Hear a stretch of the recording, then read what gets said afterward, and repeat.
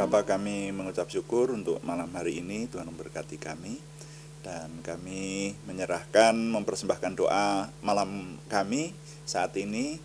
Renungan firman Tuhan yang ingin kami cermati, kami renungkan bersama. Tuhan berkati.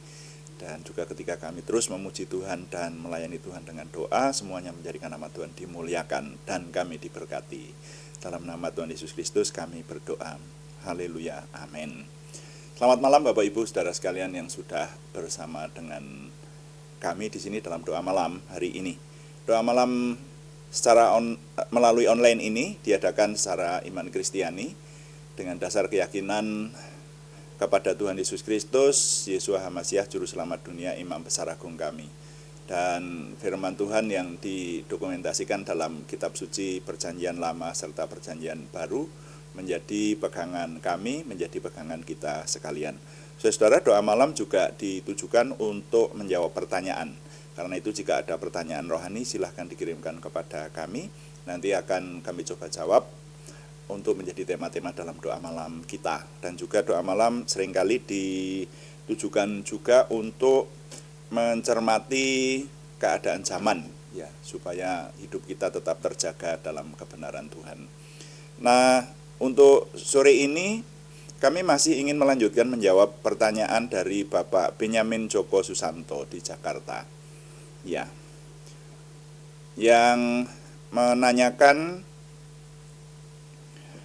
mengenai istilah yang ada di dalam Alkitab. Ada perkataan, ikatlah persahabatan dengan Mamon yang tidak jujur. Nah, pertanyaan Pak Joko Susanto, apakah hal tersebut dapat diimplementasikan dalam hal berbisnis? Lalu mengapa kata mamon ditulis dengan huruf besar? Ya. Nah, ini sudah kita cermati, ini bagian yang ketiga. Jadi renungan sore ini judulnya masih tetap sama dengan dua yang lalu, yaitu mencermati penggunaan mamon bagian 3. Jadi saudara yang ingin mengetahui secara lengkap silahkan membuka di judul yang sama, mencermati penggunaan mamon bagian 1 dan bagian 2. Ya, sudah kita renungkan 2 hari yang lalu. Nah, istilah ini ternyata pernyataan Tuhan Yesus yang didokumentasikan di Lukas pasal 16 ayat yang ke-9. Ya, bunyinya begini, kata Tuhan Yesus ini. Dan aku berkata kepadamu, ikatlah persahabatan dengan mempergunakan mamon yang tidak jujur, supaya jika mamon itu tidak dapat menolong lagi, kamu diterima di dalam kemah abadi. Nah, ini memang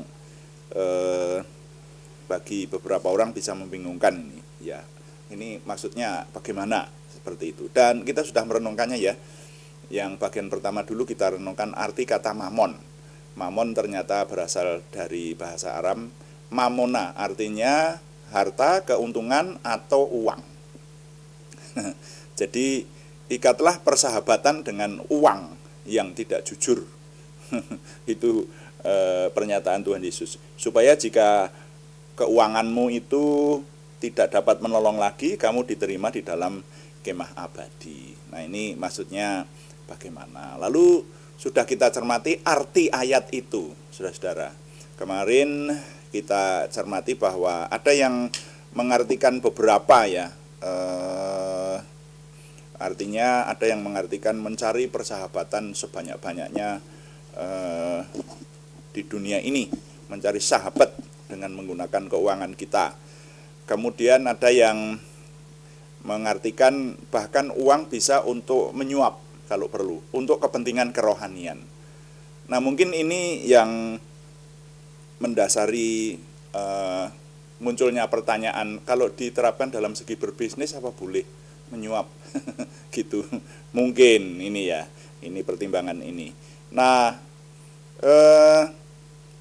kemudian arti yang berikutnya, ada yang mengartikan menggunakan uang untuk mencari keselamatan surgawi lebih lagi, seperti itu. Nah, lalu kita sudah mencermatinya bahwa saya menyampaikan kepada saudara sekalian, saya mengartikan ayat ini supaya kita menggunakan uang kita. Nah, untuk mencari persahabatan. Nah, mencari persahabatan itu di sini tidak dijelaskan persahabatan dengan siapa. Dan kalau di terjemahan bahasa Indonesia masa kini malah sudah ditulis persahabatan dengan Allah, begitu. Jadi persahabatan dengan Tuhan. Nah, ini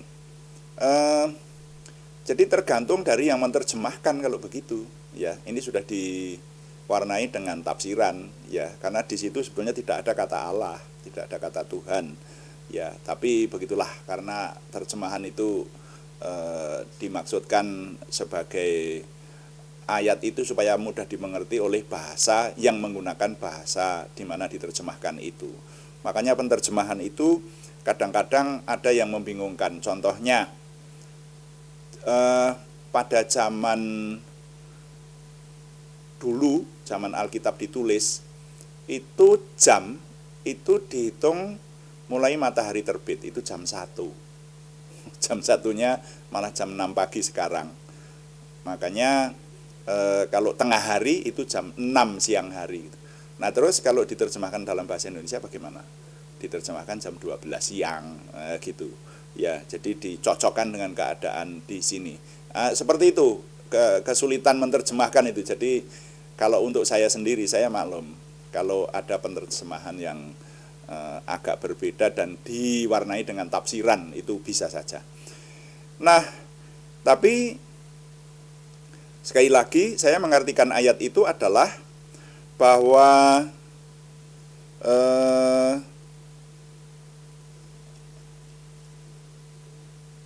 ayat dari Lukas pasal 16 ayat 9 yang diucapkan oleh Tuhan Yesus itu saya artikan kita harus menggunakan harta atau uang untuk menopang kehidupan kerohanian dengan cara yang sesuai kehendak Tuhan.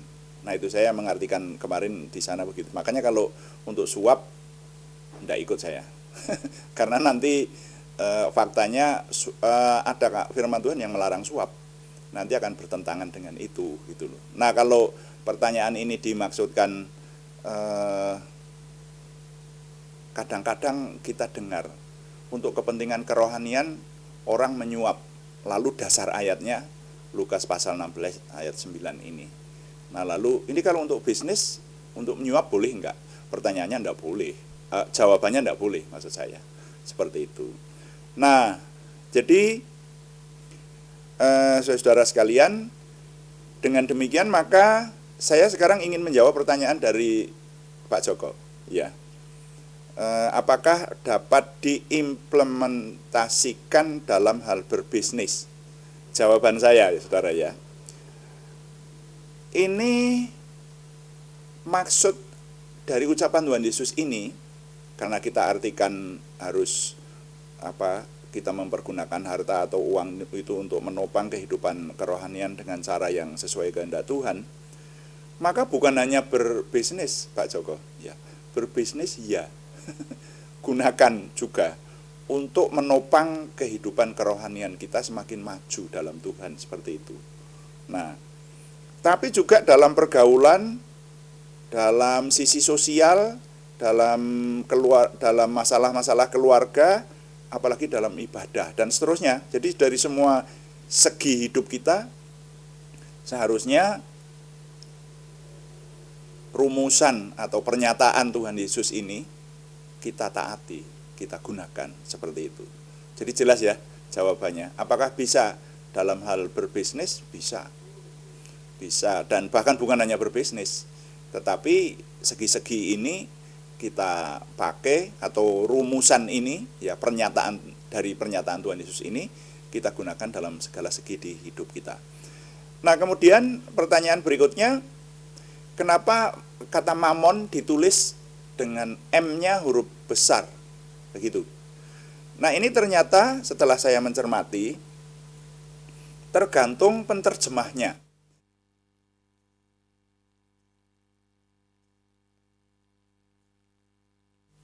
Dalam terjemahan baru yang saya baca tadi, Kata mamon ditulis dengan huruf besar dalam terjemahan baru bahasa Indonesia yang tadi saya baca tadi. Tapi di bahasa Inggris King James Version itu mamon ditulis dengan huruf kecil. Kemudian dalam bahasa Indonesia terjemahan yang disebut versi mudah dibaca itu juga dengan huruf kecil, tidak dengan huruf besar. Lalu dalam bahasa Indonesia Indonesian Literature Translation, Literal Translation itu bahasa Indonesia ini mamon juga ditulis dengan huruf kecil. Kalau dalam bahasa Indonesia masa kini ada toh kitab suci terjemahan bahasa Indonesia masa kini itu di mamon diganti dengan kekayaan, ditulis dengan huruf kecil juga. Jadi ini sangat tergantung dari penterjemahnya. Nah, mungkin kalau Pak Joko mempertanyakan kok ditulis dengan huruf besar, kenapa itu? Yang saya bisa memperkirakan itu perkiraan saya. Perkiraan saya. Kenapa ditulis M-nya dengan huruf besar? Itu kemungkinan karena si penterjemah untuk terjemahan baru, ya, kitab suci bahasa Indonesia terjemahan baru. Kira-kira tim penterjemah waktu itu mengartikan mamon itu dipersonifikasikan. Kan Tuhan Yesus berkata, ikatlah persahabatan dengan mamon. Loh, kalau kita bersahabat dengan uang itu kan lucu. Makanya dipersonifikasikan. Seringkali ada barang yang dipersonifikasikan toh saudara ya. Ya, kamu bersahabat dengan dosa, misalnya seperti itu. Jadi dosa itu dianggap makhluk seperti itu. Nah, ini mamon itu juga dianggap nama makhluk. Makanya M-nya ditulis huruf besar. Mungkin seperti itu, mungkin. Yang bisa menjawab tentu saja tim penterjemah dalam kitab suci terjemahan baru. Karena kalau kita membandingkan dengan terjemahan lain tidak ditulis dengan huruf besar. Yang saya sampaikan tadi hanya kemungkinan. Nah, jadi itu jawaban yang dapat kami ketengahkan dengan 3 bagian atau 3 kali renungan ini. Saya berharap pertanyaan Pak Joko sudah terjawab ya. Ditunggu pertanyaan yang lain. Atau kalau masih ada yang kurang jelas boleh dipertanyakan lagi, saya akan mencoba mencari jawabannya. Tapi dengan ini maka menjawab pertanyaan dari Bapak Benyamin Joko Susanto di Jakarta kami akhiri sampai di bagian ketiga ini saja. Dan nilai yang dapat saya ketengahkan kali ini saya susun dalam kalimat bunyinya begini. Jadi setiap perenungan kita harus ada nilai yang kita ketengahkan ya. Dari perenungan ini nilainya mamon itu bisa untuk meraih kuasa atau hampir semua hal. Ya, uang itu bisa untuk membeli apa saja gitu ya. Hampir semua hal, tidak semua hal sih, tapi hampir semua hal. Ada yang tidak bisa dibeli dengan uang. Tapi uang itu kuasanya besar, bisa ditukar dengan apa saja ya. Makanya saya mengkalimatkan mamon itu bisa untuk meraih kuasa atau hampir semua hal. Bagi orang beriman harus mempergunakan mamon untuk menopang kesempurnaan dalam hidup keimanannya. Cukup jelas ya. Mamon itu bisa untuk meraih kuasa atau hampir semua hal. Bagi orang beriman harus mempergunakan mamon untuk menopang kesempurnaan dalam hidup keimanannya. Tuhan dipuji, amin. Mari kita mengakhiri dengan doa seperti yang dikehendaki oleh firman Tuhan. Saya berusaha supaya setiap hari kita mengucapkan doa Bapa kami ya. Tidak salah saudara, kita mengucapkan doa Bapa kami. Dan disambung dengan doa Yabes dalam versi yang diperbaharui. Ya, kita berdoa. Bapa kami yang di surga, dikuduskanlah namamu. Datanglah kerajaanmu, jadilah kehendakmu di bumi seperti di surga. Berikanlah kami pada hari ini makanan kami yang secukupnya, dan ampunilah kami akan kesalahan kami, seperti kami juga mengampuni orang yang bersalah kepada kami. Dan janganlah membawa kami ke dalam pencobaan, tetapi lepaskanlah kami daripada yang jahat, karena Engkaulah yang empunya kerajaan dan kuasa dan kemuliaan sampai selama-lamanya. Tuhan, berkatilah kami dengan berlimpah-limpah, perbuatlah sesuatu yang besar dalam hidup kami, dan itu jelas berasal daripada-Mu. Tambahkanlah pengaruh dan kesempatan kami bagi-Mu. Berikanlah kami suatu perasaan akan hadirat-Mu dan petunjuk-Mu senantiasa. Jagai dan lindungilah kami, supaya tidak jatuh dalam perangkap setan. Dalam nama Tuhan Yesus Kristus kami berdoa. Amin. Demikian doa malam hari ini, dan kami tetap memberitahukan bahwa doa malam dilaksanakan setiap hari Senin sampai Sabtu, setiap jam 6 atau jam 18 waktu Indonesia Barat. Ada juga doa pagi, ya, pada hari yang sama, setiap jam 5 pagi. Hanya yang doa pagi temanya berbeda.